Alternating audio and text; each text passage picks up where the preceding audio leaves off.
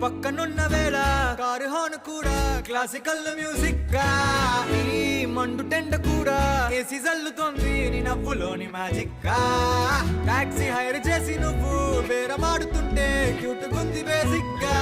breaks వేసినప్పుడల్లా నీ బుగ్గ నన్ను తాకి సారీ చెప్పినానుగా నువ్వున్న కిటికీ ఏ వైపు వెతికి వాట్సాప్ చేస్తావా మా